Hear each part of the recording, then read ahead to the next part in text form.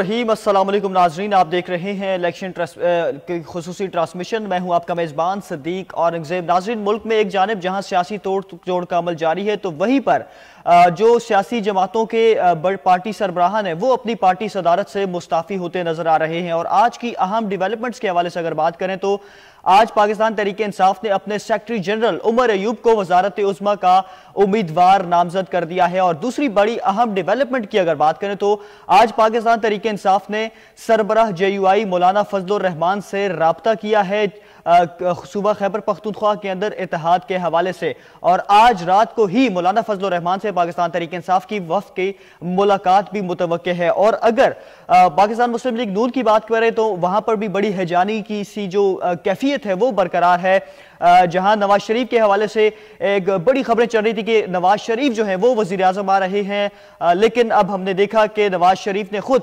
शहबाज शरीफ साहब को वजीर आजम का जो उम्मीदवार हैं वो पाकिस्तान मुस्लिम लीग नून की जानिब से उनको वजारत उज़्मा का उम्मीदवार नामजद कर दिया है। और अगर पीपल्स पार्टी की बात करें तो पीपल्स पार्टी ने भी जो वफाकी हुकूमत है उसमें शामिल ना होने का ऐलान कर दिया है। तो बड़ी हैजानी सी कैफियत है और सबकी नजरें इस वक्त हैं कि हुकूमत में कौन आएगा। और सूबों की बात करें, बिलखसूस अगर सूबा खैबर पख्तूनख्वा की बात करें, जहां पाकिस्तान तहरीक इंसाफ ने ऐलान किया कि जमात इस्लामी से हम इत्तेहाद करके सूबा खैबर पख्तूनख्वा के अंदर हुकूमत बनाएंगे, तो हमने देखा कि जमात इस्लामी की जानिब से साफ इनकार कर दिया गया कि हम पाकिस्तान तहरीक इंसाफ से सूबा खैबर पख्तूनख्वा के अंदर इत्तेहाद नहीं करेंगे। अब आज हमने देखा कि पाकिस्तान तहरीक इंसाफ की जानिब से मौलाना फजलुर रहमान से राब्ता किया गया। और अगर विफाक की बात करें तो पाकिस्तान तहरीक इंसाफ की जानिब से मजलिस वहदतुल मुस्लिमीन MW जो है वो उनसे इत्तेहाद का फैसला किया है। और इसी तरह पंजाब की अगर बात करें तो पंजाब में भी MWM से इत्तेहाद की बात की है। तो आज इस पर जरा बात करेंगे कि मखसूस जो नशिस्तें हैं वो पाकिस्तान तहरीक इंसाफ उनको हासिल कर पाएगी या नहीं। इसी तरह जमात इस्लामी के हवाले से कुछ अहम बात करेंगे और इसके अलावा पाकिस्तान तहरीक इंसाफ का आइंदा का जो हिकमत अमली उस पर तफसीलें बात करेंगे। और PTI का मुस्तकबिल क्या होगा, तफसीलें जरा इस पर बात करेंगे। और इस खुसूसी ट्रांसमिशन के अंदर आप भी हमें लाइव कॉल करके हमारी इस खुसूसी ट्रांसमिशन का हिस्सा बन सकते हैं। खुसूसी जो नंबर है हमारा लाइव कॉल के लिए 051-8094-525 और इस पर आप लाइव कॉल करके अपनी राय का इजहार कर सकते हैं। मैं स्टूडियोज में अकेला मौजूद नहीं हूं, मेरे साथ तशरीफ फरमा है incharge news and current affair K2 television जनाब कैसर खान तनुली। अस्सलाम वालेकुम सर। वालेकुम अस्सलाम। कैसर तनुली, कैसे हैं आप? अल्हम्दुलिल्लाह। कैसी जा रही है मुल्की सूरत-ए-हाल, किस तरह देख रहे हैं आप? हाँ, मुल्की सियासी सूरत-ए-हाल तो सबके सामने, लेकिन एक आपने जिक्र किया अपने इंट्रो में कि पाकिस्तान तहरीक इंसाफ जो है वो क्या रिजर्व सीटें हासिल कर सकेगी कि नहीं। पाकिस्तान तहरीक इंसाफ रिजर्व सीटें नहीं हासिल कर सकती। पाकिस्तान तहरीक इंसाफ अगर होती या पाकिस्तान तहरीक इंसाफ अपने सिंबल के साथ होती तो फिर तो मामला बहुत आसान थे। ये बात वजाहत करनी बहुत ज़रूरी है, बताना बहुत ज़रूरी है कि पाकिस्तान तहरीक इंसाफ का जब इलेक्शन से कबल उनका पार्टी सिंबल चला गया तो उसके बाद पाकिस्तान तहरीक इंसाफ के जितने भी हमायत याफ्ता लोग थे वो आज़ाद हैसियत से उन्होंने इलेक्शन लड़ा। तो अब वो पाकिस्तान तहरीक इंसाफ नहीं है, इसको आपने माइंड में रखना है। बेशक हो भी, लेकिन कानूनी एतबार से नहीं है। और उनकी रिजर्व जो सीट अगर वो किसी के साथ इल्हाक करते भी हैं तो वो जो जमात जिसके साथ वो इल्हाक करेंगे, जिस जमात से वो जुड़ेंगे, वो रिजर्व सीटें उस जमात की होंगी, वो इनकी नहीं होंगी। तो इस पर तफसील में कहता हूँ बात करेंगे क्योंकि लोगों से चूंकि जहनों में लोगों के बहुत से सवालात हैं कि पाकिस्तान तहरीक इंसाफ मखसूस नशिस्त, चूंकि पाकिस्तान तहरीक इंसाफ खुद अपने पेजेस पर चला रही है कि हम ये कर देंगे, हम वो कर देंगे। हम हकायक की बात करते हैं और वो बात करते हैं जो हमें जो बहुत साफ है, जो क्लियर है, जो कानूनी एतबार से है। तो इसमें किसी भी किस्म का कोई इबाहम नहीं है, इसमें किसी भी किस्म कोई ऐसी सूरत हाल नहीं है कि पाकिस्तान तहरीक इंसाफ के जो आज़ाद उम्मीदवार हैं इसमें कोई शक नहीं है। लोगों ने उनको वोट दिया। खैबर पख्तूनख्वा के अंदर हमायत याफ्ता जो पाकिस्तान तहरीक इंसाफ के बड़ी वाज़ेह अक्सरियत मौजूद है। पंजाब के अंदर भी उनके पास बड़ी तादाद में जो आज़ादी से जीते लोग वो मौजूद हैं। इसी तरह वफाक के अंदर भी मौजूद है। लेकिन किसी भी सूबे के अंदर उस वक्त तक जब तक वो अगर खैबर पख्तूनख्वा को एक साइड पे करता हूँ, किसी जमात को नहीं चुनेंगे या उनके साथ इल्हाक नहीं होगा तब तक बहुत सारी मुश्किलात हैं, बहुत सारी परेशानी हैं। और हालांकि आज भी हमने देखा कि बड़ी अहम डेवलपमेंट जिसका आपने जिक्र भी किया कि बानी चेयरमैन से जेल के अंदर बड़ी अहम मुलाकातें हुई, उनमें बहुत अहम फैसले हुए। खैबर पख्तूनख्वा के चीफ मिनिस्टर का नाम तो पहले आ गया था, पंजाब के चीफ मिनिस्टर का नाम उन्होंने अनाउंस किया। अच्छा, मैं यहाँ पे सवाल भी ऐड कर दूं, पहली मरतबा हम देख रहे हैं कि हज़ारा डिवीजन के अंदर से एक वजारत उज़्मा का उम्मीदवार सामने आया, पाकिस्तान तहरीक इंसाफ के सेक्रेटरी जनरल उमर अयूब। तो इसको किस तरह देख रहे हैं? अच्छा फैसला? देखें, वो इस जमात के सेक्रेटरी जनरल हैं और वो इस इलेक्शन के अंदर उन्होंने एक बड़े मार्जिन के साथ कामयाबी हासिल की है, तो ये कोई ऐसी बड़ी बात नहीं है। लेकिन ये बात उमर अयूब खान साहब भी जानते हैं, ये बात पार्टी के तमाम तर लोग इस वक्त समझते हैं कि ये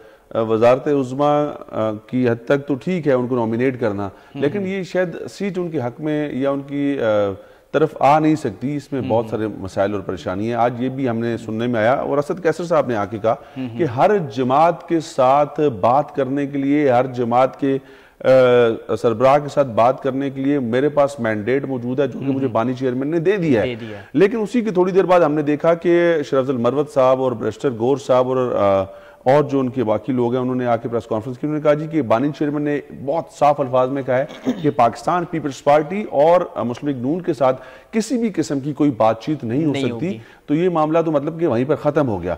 लेकिन इस दौरान हमने अभी देखा कुछ देर पहले तक की ऐसी इत्तला थी कि मौलाना फजल रहमान साहब से मुलाकात फोन पे बात हो गई।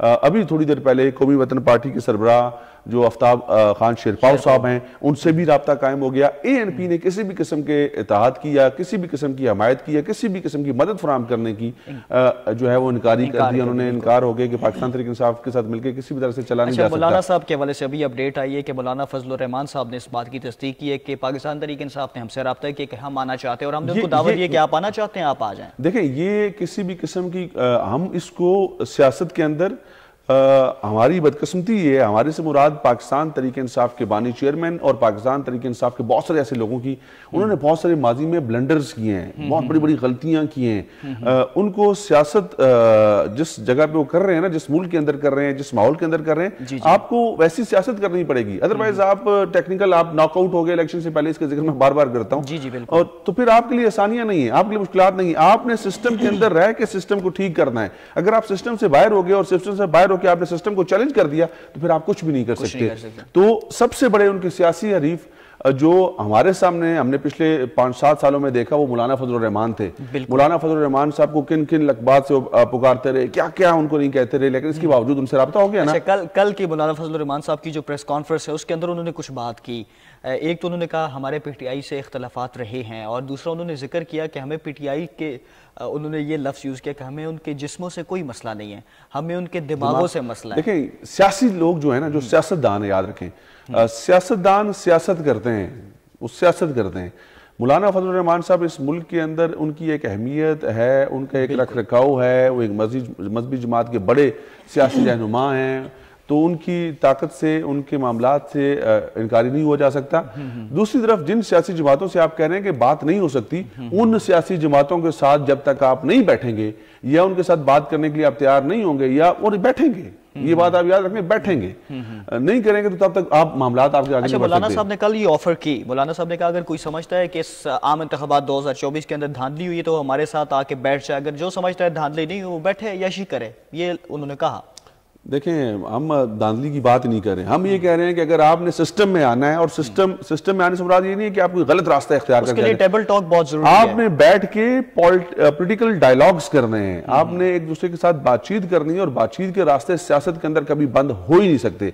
बदकिस्मती के साथ जो नुकसानात आज पाकिस्तान तहरीक इंसाफ या उनके बानी चेयरमैन उठा रहे हैं, ये उनका बोया हुआ जो वो काट रहे हैं। अगर वो इस तरह के बयानात या इस तरह की गुफ्तगू ना करते माजी में, या उनके एक्शन ऐसे ना होते, तो ये हालात ऐसे ना होते। पीपल्स पार्टी का आप क्या समझते हैं? उस दिन हम प्रेस कॉन्फ्रेंस में बिलावल भुट्टो साहब ने खुद जिस तरह फरमाया कि वो तो बात ही खत्म होगी, बानी PTI ने खुद ही कह दिया कि हम पीपल्स पार्टी से बात ही करेंगे। पीपल्स पार्टी एक बड़ी पॉलिटिकल जमात है, वो जमहूरियत के ऊपर यकीन रखती है, मैं ये बात फिर कर रहा हूँ, और तमाम तर सियासी जमातें, हमने मियाँ मोहम्मद शहबाज शरीफ साहब को भी ये कहते हुए सुना कि अगर किसी के पास अक्सरियत मौजूद है तो आए हुकूमत बनाए, हम लोग ऑपोजिशन में बैठेंगे। मामला ये है कि बैठने के लिए सियासी जमातें तैयार हैं, बैठने के लिए, चीजों को ठीक करने के लिए, इस मुल्क के हक में बेहतर बनाने के लिए सियासी जमातें तैयार हैं। प्रॉब्लम सिर्फ एक साइड से आ रही है, और मैं समझता हूँ कि बहुत सारे पाकिस्तान तहरीक इंसाफ के ऐसे लोग हैं जिन्होंने आज बानी चेयरमैन से बात भी की और वो चाहते भी हैं कि हम लोग डायलॉग करके चीजों को बेहतर बनाएं, क्योंकि इस वक्त सारी मुश्किलात में जो पाकिस्तान तरीके इंसाफ की जो जितनी सीनियर लीडरशिप है वो सारी मुश्किलात में, उनके ऊपर मुकदमात हैं। अगर वो इलेक्शन जीत भी गए हैं तो उसका हरगिज़ ही मतलब नहीं है कि वो उनको कानून में कोई उनको नरमी मिल जाएगी या उनके लिए हालात बहुत साजगार हो जाएंगे, ऐसा बिल्कुल भी नहीं है। तो अगर आपने डायलॉग करने हैं, अगर मुल्क की बेटरमेंट के लिए अगर आपने कुछ सोचा है, कोई प्लान है, तो वो मुश्तरका तौर पर हो सकता है, अलग अलग होकर या अपनी अपनी लाइन लेकर वो नहीं हो सकता। और जहां पर इंतशार है, जहां पर खलफशार है, जहां पर आपको लगता है कि चीजें इस तरह की हो गई अब और वाकई हैं, हम लोग सोशल मीडिया के ऊपर जो एक अजीब तूफान बदतमीजी है या जो बहुत ऐसे और चीजें हैं हम लोग देखते हैं, इससे छुटकारा हासिल करना है। आपने हकीकत को एक्सेप्ट करते हुए आपस में बैठ के, सारे पाकिस्तानी है ना, बिल्कुल इल्जामात आप लगाते रहे मुख्तलिफ पोलिटिकल पार्टीज के सरबराहान के ऊपर कि ये चोर है, ये डाकू है, ये लुटेरा है, साबित नहीं हुआ। चीजें साबित कोर्ट से ही होनी है, सजाएं हुई कोर्ट से वापस होगी तो इसका मतलब यह है कि अब उनका कोई कसूर नहीं है, वो बरीउल ज़िम्मा है सारे इल्जामात से। आज आपके ऊपर सारे इल्जामात लगे हुए हैं, आपको कोर्ट से सजाएं हो गई हैं, तो ये स्पेस तो हमें बनानी है ना, स्पेस तो बनानी चाहिए। बगैर स्पेस बनाए आगे नहीं आप चल सकते, और मुल्क के लिए चलना है। अगर आप मुल्क के लिए नहीं चलेंगे तो फिर ये इस मुल्क की आवाम जो है ना, वो कभी आपको माफ नहीं करेगी। तारीख जो है वो कहते हैं ना अपना आप दोहराती है, तो अच्छे की उम्मीद रखनी चाहिए। मौलाना फजल रहमान के साथ अगर बैठा जा सकता है ना, उनसे बातचीत हो सकती है, तो मैं ये समझता हूं कि किसी के साथ भी हो सकती है। MWM के साथ पीटीआई के साथ किस तरह देख रहे हैं? MWM या किसी सियासी चल जाएंगे वैसे? ये हो ही नहीं सकता ना, ये कैसे होगा? उनके पास है ही नहीं है पंजाब में कोई, उनके पास कोई एक उनका मेंबर नहीं है, खैबर पख्तूनख्वा में उनके पास मेंबर नहीं है, किसी जगह पे उनके पास मेंबर नहीं है। अच्छा, तो मामला ये है कि मैंने एक बात बहुत वाजिया की कि अगर पाकिस्तान तरीके इंसाफ के हमायत याफ्ता आज़ाद अरकान किसी सियासी जमात को चुनते हैं, उस सियासी जमात में वो शामिल होते हैं और वो सियासी जमात मान लेते हैं खैबर पख्तूनख्वा में हुकूमत बनाती है, उधर वाजिया उनके पास चांस है बनाने का, अगर बनाती है तो ये कानूनी एतबार से याद रखें कि जो मामलात आपके हुकूमत बनाने से पहले आपस में कागज पे तहरीर हुए सियासी जमात और पाकिस्तान तरीके इंसाफ के माबैन, वो हुकूमत बनाने से पहले पहले होंगे। जब हुकूमत बन गई तो चीजें सरकार की सिस्टम में शामिल होगी, तो फिर उस एग्रीमेंट का या उस मामले का कोई लेना देना नहीं, उसकी कोई कानूनी हैसियत नहीं है। फिर वही सियासी जमात जो वर्ष इक़्तिदार होगी उसी के फैसले होंगे, वही फैसले करेगी। आपके साथ मुशावरत हो सकती है, लेकिन ये कोई लंबा चलने वाला, या आप कहें जी नहीं ऐसे होगा तो हम ऐसे करेंगे, तो वो सियासी जमात चाहे कोई भी क्यों नहीं होगी ना, याद रखें कोई भी क्यों नहीं होगी, वो आपकी बात इतनी आसानी से मानेगी नहीं। अब अगर उनको आपकी जरूरत है हुकूमत बनाने के लिए, तो आपको भी उनकी जरूरत है, तो ये मामला दो तरफा होगा, तो लेन देन का मामला होंगे। इसमें किसी भी तौर पर मैं नहीं समझता कि पाकिस्तान तरीके इंसाफ ये क्लेम करेगी, या बेशक क्लेम कर भी ले, लेकिन उनकी हुकूमत कहीं भी नहीं होगी, वो जिस जमात के साथ मिलेंगे उसकी हुकूमत होगी। टेक्निकली उनकी हुकूमत आप समझते नहीं है ना? देखें, हमें इस मुल्क की पॉलिटिक्स का पता है, इस मुल्क के अंदर सुबह कुछ है, दिन को कुछ है, शाम को कुछ है और रात को कुछ है। कॉल ले ले मेरे ख्याल से इस वक्त। जी हमारे साथ एक कॉलर मौजूद हैं। जी अस्सलाम वालेकुम। वालेकुम अस्सलाम। जी सर, क्या हाल है? अल्लाह का शुक्र। सर आप बताएं कौन सा बात करें और कहां से बात कर रहे हैं? जी शेर बोल रहा हूँ मर्दान से। जी सर, क्या कहना चाहेंगे आप?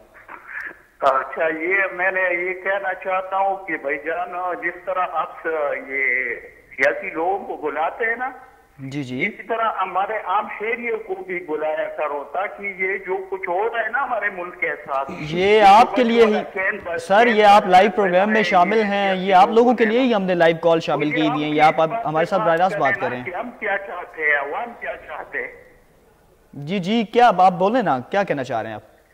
तो हम ये कहना चाह रहे हैं कि जो कुछ हमारे साथ हो रहा है ना, जो इलेक्शन पे हमारा जो अरबों खर्चा हो गया, जी जी, ये तो वही पीडीएम बन गए जो पहले था ना, जो अभी हो रहा है।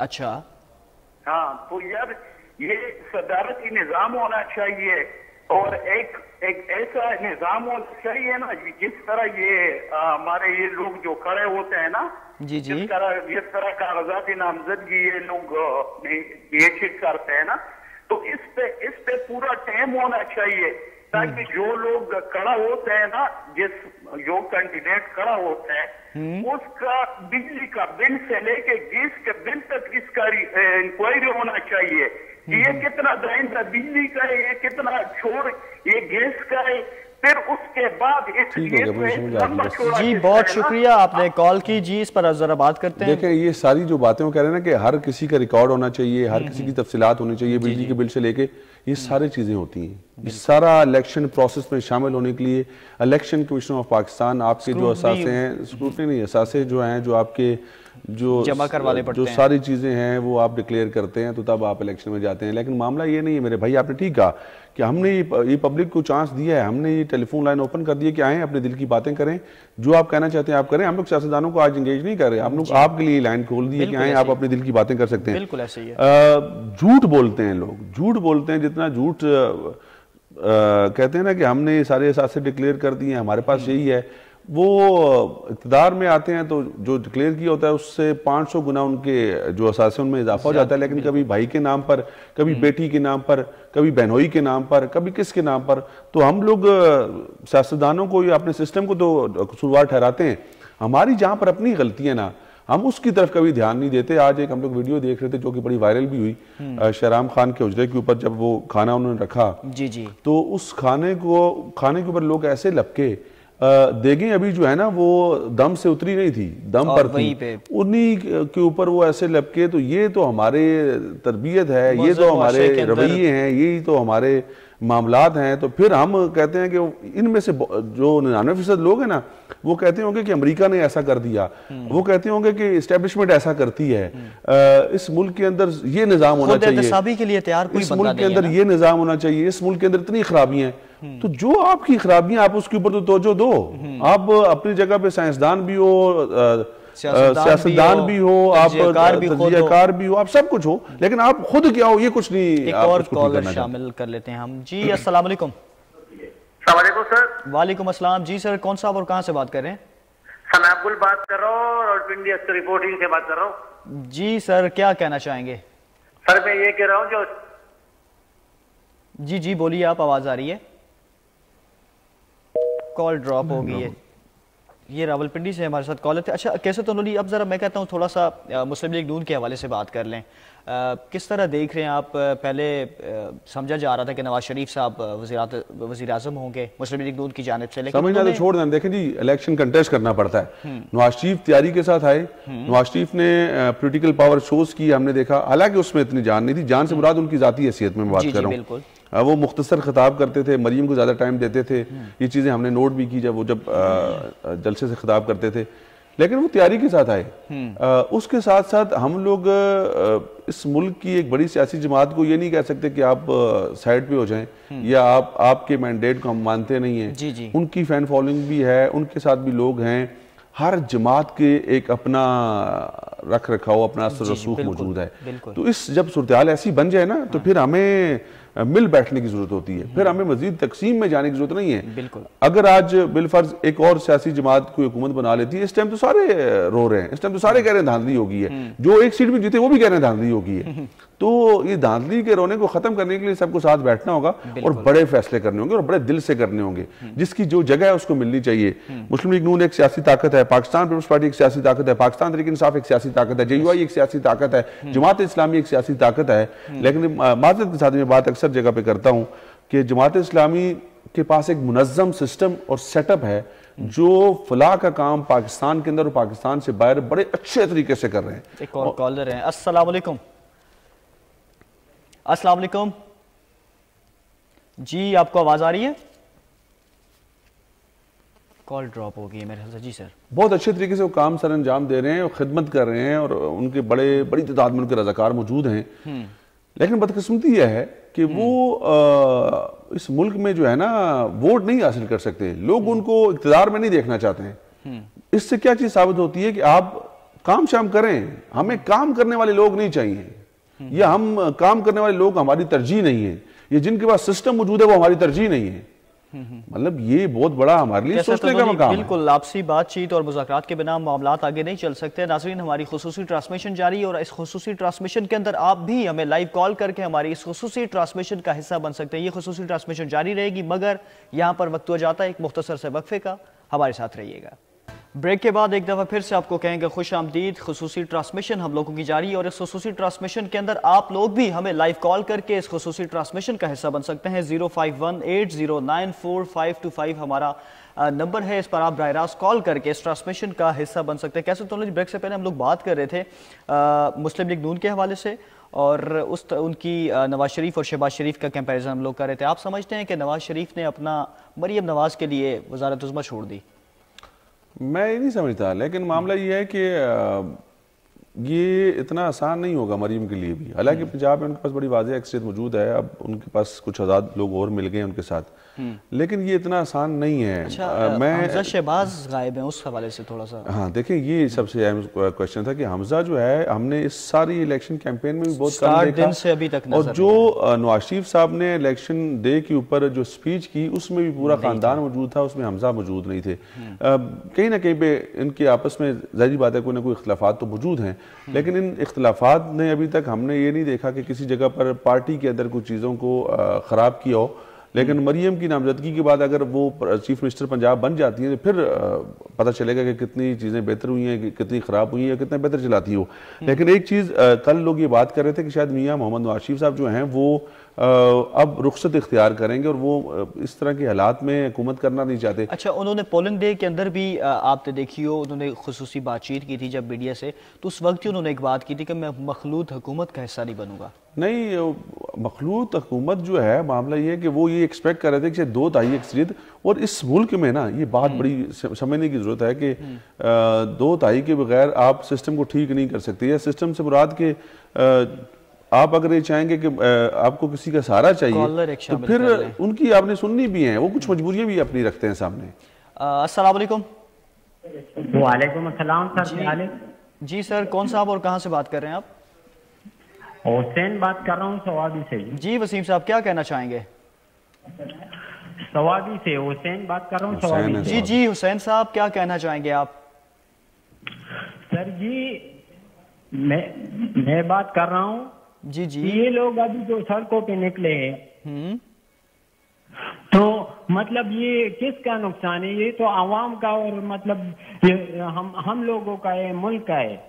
जी जी, ये लोग जो अभी सड़कों पे निकले कि इधर पंजाब में दानली हुआ है तो इधर KPK में कितना दानली हुआ है, ये नहीं सोचते?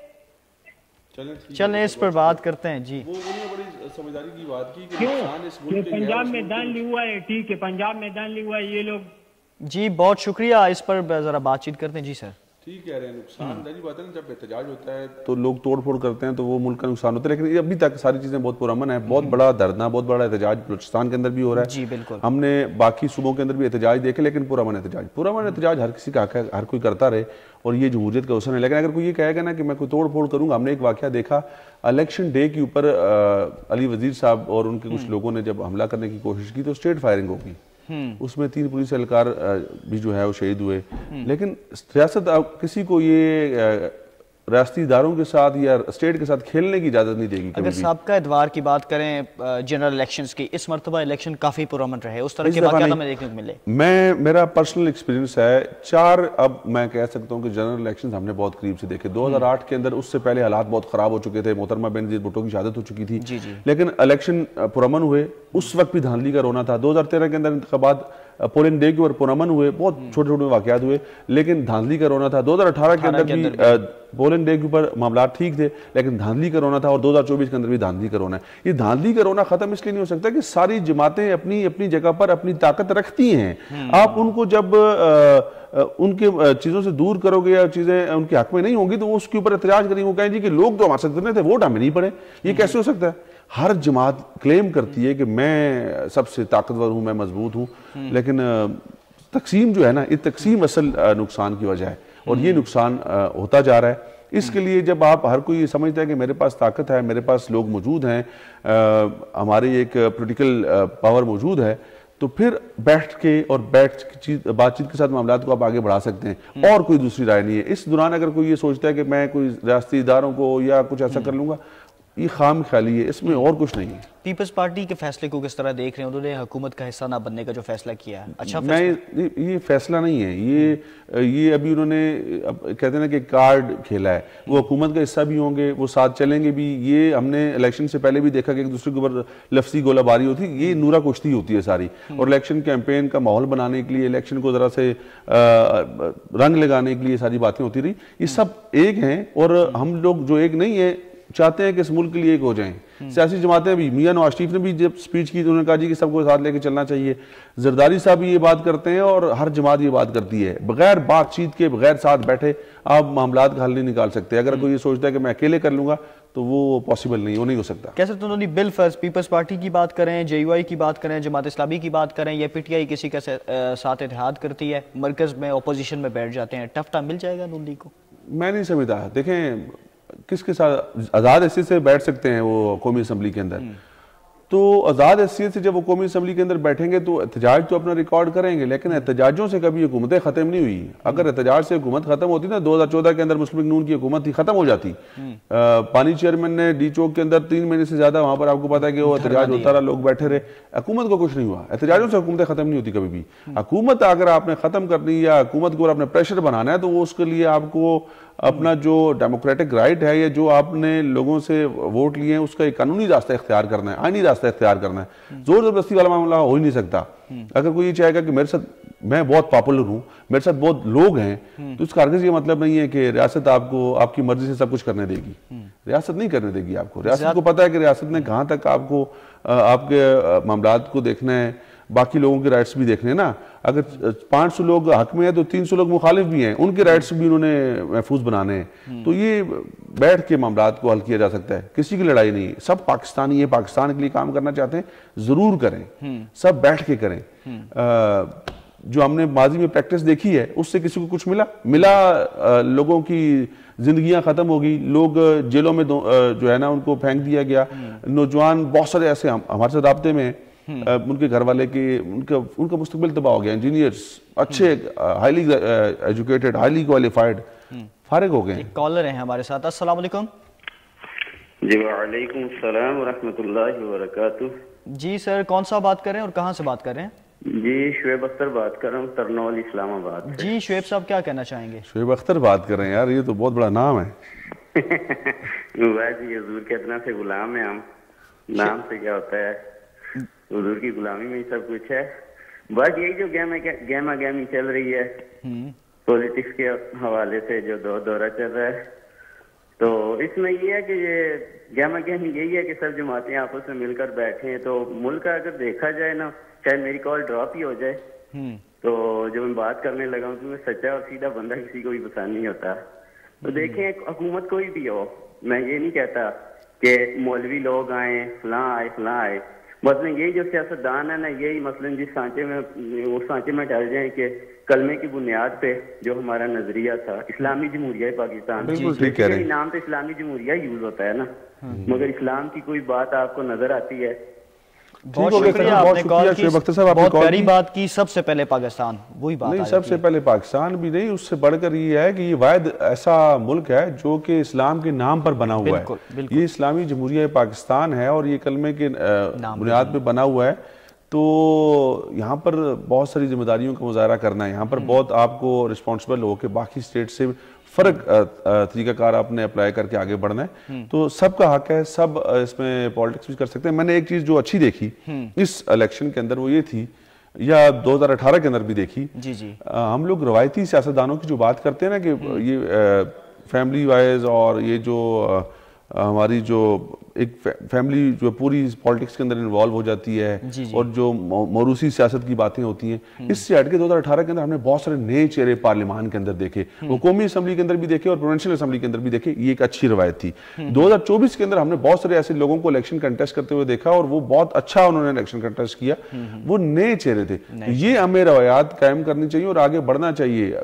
नो डाउट कि फिर वही बात है कि बहुत बड़े जो सियासतदान हैं, आप उनसे किनारा कशी इस तरह नहीं कि मुझे अच्छा नहीं लगता है, मेरा दिल नहीं चाह रहा, तो इनको साइड में कर दीजिए, ऐसा पॉसिबल नहीं है। उसके लिए आपको सिस्टम के अंदर आना पड़ेगा। मैं चाहता हूं, आपने नए चेहरों की बात की, जिला मानसरा चूंकि बहुत पसमानदा इलाका है, पहाड़ी इलाके पर ज़्यादा मुश्तमिल है, वहाँ से तहसील उगी, मज़ीद उसमें मानसरा के अंदर पहाड़ी इलाका आ जाता है, वहाँ से इस मरतबा एक नया चेहरा हमें देखने को मिला है। वहीं से नवाब साहब के बेटे नवाबजादा फरीद इलेक्शन कॉन्टेस्ट कर रहे थे, वहीं आज़म सवाती साहब के भतीजे अहमद शरियार कॉन्टेस्ट कर रहे थे, लेकिन वो हार गए इलेक्शन। इकराम गाजी यकीनन एक बड़ा गरीब बंदा है, वो मैं बहुत सारे ऐसे देखिए ऐसी एग्जांपल्स हैं, बहुत सारे ऐसे नए चेहरे हमने इस इलेक्शन के अंदर देखे। जब वो असेंबली में जाएंगे तो उनका कॉन्फिडेंस बढ़ेगा और वो वाकई लेकिन बदकिस्मती ये होती है कि बहुत सारे लोग डिट्रैक हो जाते हैं और फिर जो उनका विजन या जो उनकी वो जज्बात होते हैं मुल्क को लेकर वो उनसे हट जाते हैं। हाँ। तो हमें अपने जज्बात को कभी जो है ना ठंडा नहीं होने देना। वो पाकिस्तान के लिए वो हमेशा भड़कते रहें और पाकिस्तान की बका और सलामती के लिए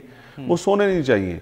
यहाँ पर इस मुल्क में इलेक्शन कंटेस्ट करने वाले इस मुल्क के अंदर जितनी भी सियासी जमातें हैं सारे पाकिस्तानी हैं। वो पाकिस्तान के बारे में सोचते हैं। गलतियां कोताहियां कमियां सबके अंदर मौजूद होती हैं जी बिल्कुल, लेकिन आप ये नहीं कह सकते कि मैं इसका जानी दुश्मन हूँ, ये मेरा जानी दुश्मन है। ऐसा निज़ाम आगे नहीं चल सकता।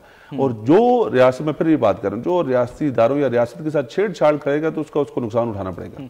अच्छा, ज़िला मानसरा के हवाले से हमने बात की, तो वहीं हल्का जो कौमी असम्बली का हल्का है 15 उसके हवाले से बात करें, कुछ दिन नतायज जो है थे वो रोके गए।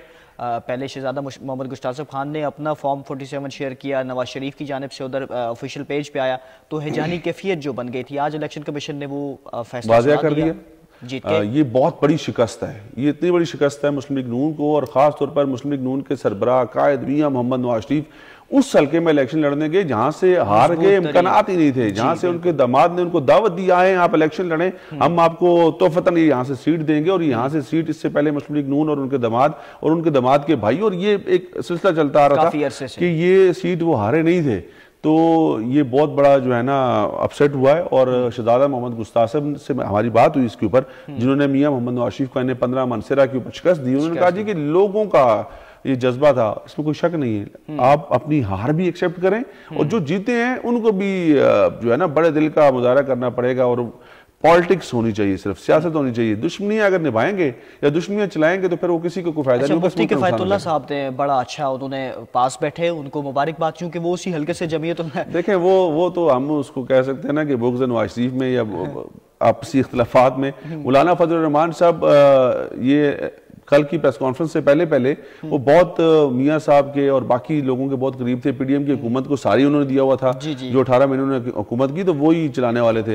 लेकिन कल उन्होंने भी कह दिया कि मैं किसी भी किस्म के इत्तेहाद का हिस्सा नहीं हूँगा, मैं इस इलेक्शन को मुस्तरद करता हूँ, मैं सूबाई हुकूमत जो बलूचिस्तान की बनने जा रही है वहाँ पर भी हुकूमत का हिस्सा नहीं होगा। तो ये जो है ना ये वो गम और वो गुस्सा है कि हमें हमारा वो जो हिस्सा था वो नहीं मिल सका। और एक ऐसी सियासी जमात जो कि 2018 के अंदर हमने देखा कि बहुत पसपा हुई और उनको बहुत नतायज उनकी मर्जी के नहीं मिले, वो सिंध के अंदर उन्होंने एक आउटस्टैंडिंग परफॉर्मेंस दिखा दी। अब वो परफॉर्मेंस कैसे दिखाई, करदगी की बुनियाद पे दिखाई। बल्दियाती इलेक्शन से उन्होंने बाइकआउट किया था जो कराची के अंदर हुए, लेकिन कौमी असम्बली की 17 सीटें जीत गए। सूबाई असम्बली सिंध के अंदर वो दूसरी बड़ी जमात है पाकिस्तान पीपल्स पार्टी की बात। तो ये वो कहते हैं हमें हजम नहीं हो रहा है सब कुछ। तो अपने अपने मामला हर किसी की हर कोई कैसे तनोली आपका ज़ाती एनालिसिस मैं चाहूँगा आप शामिल कर लें। मौलाना साहब पीपल्स पार्टी से उन्होंने ना कर दी, मुस्लिम लीग नून के साथ उन्होंने ना कर दी, लेकिन आज उन्होंने पीटीआई से बात करने का उन्होंने कह दिया है। अच्छा, पीटीआई से जो बात करने का क्या है, आज मैंने बताया ना कि बानी चेयरमैन से मुख्तलिफ लोगों ने मुख्तलिफ औकातकार में मुलाकातें की हैं और उसमें उनको असद कैसर साहब क्योंकि बेहतर हैंडल कर लेते हैं चीज़ों को, उनको ये टास्क दिया कि आप इन लोगों से रब्ता करें और जो पॉजिटिव रिस्पांस दे या जो इस वक्त इस सिस्टम या इन लोगों के खिलाफ है तो उनको ज़्यादा आप कोशिश करें कि आपके साथ मिल जाएं। तो मौलाना साहब के हवाले से मैं आपको बताता हूँ, मौलाना साहब कभी भी जो है वो पीटीआई के ऊपर पहले कलामी के लिए माजरत ब्रेक का वक्त हो जाता है। जी नाज़रीन, हमारी खुसूसी ट्रांसमिशन जारी है लेकिन यहाँ पर वक्त हो जाता है एक मुख्तसर से वक्फे का, हमारे साथ रहिएगा। ब्रेक के बाद एक दफ़ा फिर से आपको कहेंगे खुश आमदीद। खुसूसी ट्रांसमिशन हमारी जारी है, हमारे साथ मौजूद हैं incharge news and current affair के टेलीविजन जनाब कैसर खान तनोली। कैसर तनोली, ब्रेक से पहले हम लोग बात कर रहे थे मौलाना साहब और पीटीआई के एहतियात के हवाले से। देखें, अभी इतलात ये आ रही है कि उन्होंने एक स्टेटमेंट दी है और उन्होंने कहा है कि जी ये जो तरीके अदम एतमाद हमने पेश की थी उसमें वो बिल्कुल प्योरली जो है वो आर्मी चीफ जनरल रिटायर्ड कमर जवेद बाजवा साहब के कहने में पेश की थी। और उस वक्त जो मोहरे थे वो पीपल्स पार्टी और नून लीग वाले मुस्लिम लीग नून जो है वो उसमें मरकजी किरदार उन्होंने अदा किया था। तो बात ये है कि ये सारी चीज़ें तो हमने माजी में होती देखते रहे और इसके ऊपर बड़ा शोर भी रहा, और फैज़ हमीद का भी उन्होंने जिक्र किया कि वो भी सारी सिस्टम में मौजूद थे, शामिल थे। मौलाना फजल रहमान साहब कभी भी एक रास्ता नहीं लेंगे। एक रास्ते से मुराद ये कि वो बिल्कुल साइड होकर कभी भी नहीं बैठेंगे। वो इतनी स्पेस जरूर रखते हैं कि हमें किसी ना किसी जगह पर अगर जरूरत पड़े तो किसी के साथ भी हम लोग बैठ सकें। ठीक है, अगर आज वो पाकिस्तान तहरीक इंसाफ के लोगों के साथ बैठने को तैयार हो गए ना, इसका मतलब ये है कि वो किसी के साथ भी बैठ सकते हैं। लेकिन आज एक और बड़ी अहम डेवलपमेंट हमने देखी, वो ये थी कि बहुत अरसे बाद, इतने तकरीबन 5-6 महीने बाद हमने देखा कि अडियाला जेल में जहाँ चौधरी शुजात हुसैन और चौधरी सालेक हुसैन जो हैं वो मुलाकात के लिए गए परवेज इलाही से। वो मुलाकात क्या मुलाकात थी, उस मुलाकात का क्या अहवाल था, और इतने अरसे बाद चौधरी शुजात और सालेक हुसैन को क्या जरूरत पड़ी, या क्या उनको जो अपनी रिश्तेदारी है या जो अपनी तलकदारी है वो कैसे याद आ गई, या क्या पैगाम था, क्या मैसेज है, ये सबसे इम्पोर्टेंट है। कि शायद चौधरी शुजात हुसैन साहब ने ये समझा कि अब मैं इस पोजीशन में हूँ, या चौधरी सालेक हुसैन साहब की मौजूदगी में, कि हम कुछ चीज़ों को बेहतर कर सकते हैं अगर आप, अब वल्ला इसमें हमारे पास उसका अहवाल नहीं है मुलाकात के बगैर वो निकल, लेकिन बहुत अरसे बाद हमने देखा कि उन्होंने फैसला किया और वो परवेज इलाही से मुलाकात के लिए गए। क्योंकि इस सारे मामलात में मैं समझता हूँ कि उनके खानदानों में बड़ी दूरियां हो गई हैं। बिल्कुल। तो ये दूरियां, जारी बात है, आप जब पहल करते हैं तो तभी खत्म होती है, वैसे खत्म नहीं हो सकती। तो पहल चौधरी शुजात साहब ने की है, अब किस पहराए में की है, क्या उनका एजेंडा था चौधरी परवेज इलाही से मुलाकात का, क्या पैगाम लेकर गए हैं, क्या मामलात होंगे, ये आने वाले दिन में। इसी को अगर आगे लेके बढ़े, बिलफर्ज परवेज इलाही साहब से उनके मामलात अच्छे हो जाते हैं तो समझते हैं तहरीक इंसाफ के लिए भी कुछ नरमी देखने को मिलेगी आपकी नज़र में? देखिए, तहरीक इंसाफ के लिए मैं जो आपको बात बार बार करता हूँ ये है कि इलेक्शन उन्होंने कंटेस्ट किया, लोगों ने उनको वोट दिया, इससे बड़ी आज़ादी और क्या हो सकती है। मतलब उनकी जो मौजूदगी है उसको समझने की जरूरत है, वो हैं, इसमें कोई शक नहीं है। लेकिन अगर कोई ये कहता है कि कोई आउट ऑफ द वे जाके कोई फेवर मिल जाएगी, या जो कानूनी खिलाफ वर्जियां हुई हैं वो आउट ऑफ कोर्ट उनकी कोई सेटलमेंट हो जाएगी, ये नामुमकिनात में से, ये नहीं हो सकता। सेटलमेंट भी अगर होगी तो उसके लिए कोई गुंजाइश पैदा की जाएगी, कोई कानूनी उसके अंदर इतना जो है ना रास्ता निकाला जाएगा कि उस तरीके से वो मामला हल हो सके। तो उसके लिए टाइम चाहिए, वो एकदम से पॉसिबल नहीं है। वैसे चौधरी शुजात अच्छे ऑप्शन है परवेज इलाही उनके थ्रू, मतलब मामलात, अगर मैं नहीं समझता कि चौधरी शुजात साहब इसमें अच्छे ऑप्शन है। इसमें अच्छे ऑप्शन जो हैं और बहुत सारे लोग हैं। मौलाना फजल रहमान के साथ उनको इंगेज किया जा सकता था, इसमें ANP की क़यादत है, उनको इंगेज किया जा सकता था, और बहुत सारे ऐसे लोग हैं। पाकिस्तान पीपल्स पार्टी और आसिफ अली जरदारी से बेहतर नेगोशिएशन के लिए और कोई बंदा नहीं है। किस फैसले को आपके नजर से देख रहे हैं? अगर उन्होंने बिलफर्ज बात के बिलखुसूस अगर मौलाना साहब से आज ही उन्होंने जिस तरह का तमाम सियासी पार्टियों से बात करें, और आज हमने देखा कि मौलाना साहब से मुलाकात भी करने जा रही है पाकिस्तान तहरीक इंसाफ, तो अच्छा फैसला है ये। इससे अच्छा फैसला क्या होगा? हम तो ये बात ये करें कि सियासी लोगों को बैठना है, आप सियासत करें, आप इंतशार या लड़ाई झगड़े की बात मत करें। सियासत जब आप मौलाना के साथ आप कर सकते हैं, उनके साथ बैठ सकते हैं, तो फिर आसिफ अली जरदारी साहब तो उनसे छोटे हैं। मतलब जिस तरह के इल्जामात मौलाना के ऊपर आप लगाते रहे, जिन लकबात से आप उनको पुकारते रहे, फिर उसके अलावा फिर मियां मोहम्मद नवाज शरीफ तो किसी कैटेगरी में नहीं आते। तो आप उनके साथ बैठ सकते हैं, फिर सबके साथ बैठ सकते हैं, फिर तो मामला रहा ही कोई नहीं। क्योंकि आपने तो ऐसी एक डीजल की वो रट आपने लगाई और सारे जहान ने उनको उसके ऊपर, तो अगर फिर और ये कोई बुरी बात नहीं है, बहुत अच्छी बात है। सियासतदान बड़े दिल का मुजाहरा करें और अपनी जुबान का और अपने, क्योंकि आप रोल मॉडल होते हैं, लोग आपको सुनते हैं, आपको देखते हैं, तो जितनी अच्छाई का प्रचार करेंगे, चीजें अच्छी होंगी, तो फिर हमें लगता है कि शायद आने वाले दिनों में चीजें बेहतर हो जाएं। सियासतदान अगर साथ बैठ गए, मामला सारा सियासतदानों का है, जब ये बैठ गए तो अवाम का कोई मसला नहीं है।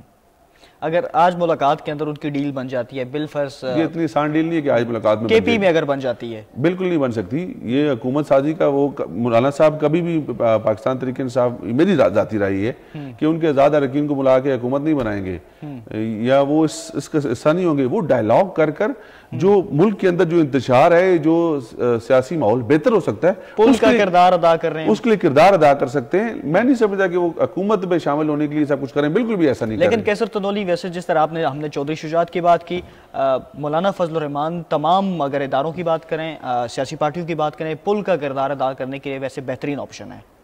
बिल्कुल है, वो उनसे बातचीत अगर हो रही है, मैं वही कह रहा हूँ, अगर उनसे हो सकती है तो फिर सबसे हो सकती है, फिर मामला बहुत बेहतर हो सकते हैं और वो अपना रोल प्ले कर सकते हैं। आसिफ अली जरदारी के साथ उनके बहुत अच्छे ताल्लुकात हैं, एक दूसरे की बात सुनते और समझते हैं। मौलाना मियाँ मोहम्मद आशिफ के साथ, मियाँ मोहम्मद शहबाज शरीफ के साथ उनके बहुत अच्छे ताल्लुकात हैं, एक दूसरे की बात सुनते और समझते हैं, तो फिर तो मामला ही हल हो गया, फिर तो दो तरफा टू वे ट्रैफिक है। जब एक के साथ मामला होगा तो दूसरे के साथ भी होगा, दूसरे के साथ होगा तो फिर तीसरे के साथ भी होगा। ये नहीं हो सकता कि आप दो पे अड़ जाएं, नहीं हो सकता।